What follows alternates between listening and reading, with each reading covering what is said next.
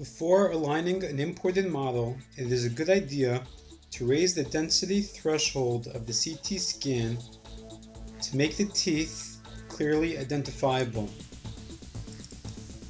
Via the Surfaces panel, the relevant area can be isolated by choosing Isolate and then clicking on the relevant area of the CT scan. All other parts of the CT scan will disappear. It is also important to make sure that you're in the Surfaces volume rendering mode. When a model is imported, the model manipulation panel will automatically open. It is also accessible via the panel's drop-down, as we just did now. The correct model should be visible in the model drop-down list. The draw type should be selected, and the points functionality should be chosen. Pressing the Align button will open a window that shows us simultaneously the model and the CT scan of the patient.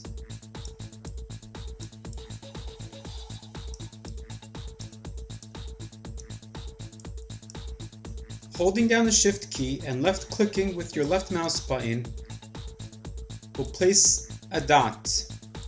Dots should be placed in clearly identifiable locations that are visible in both the scan of the CT and the optical scan of the patient.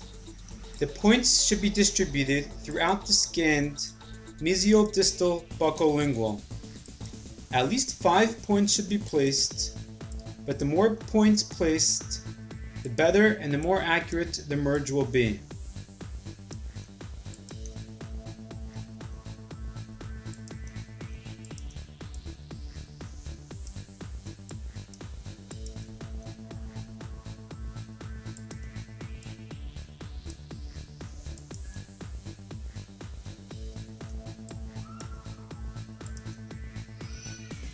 Once all the points have been placed, pressing the OK button will complete the merge process. The merge can be checked by pressing Model Outline and viewing in the cross-sections view that the outline of the imported model goes tightly around areas where there are teeth. It can also be checked by moving the axial view close to the occlusion and confirming that the model outline is wrapped tightly around the areas where there are teeth. The model position can also be updated manually by clicking on Adjust Model Position manually.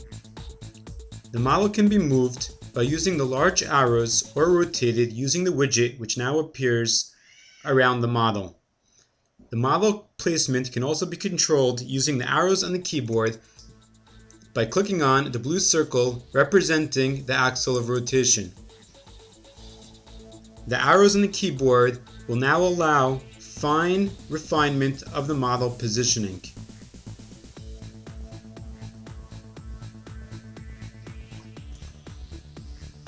The axle of rotation can also be modified by grabbing on the small arrows and repositioning the axle of rotation. Now when the model is rotated, it will be rotated around the new axle position and not the center of the model.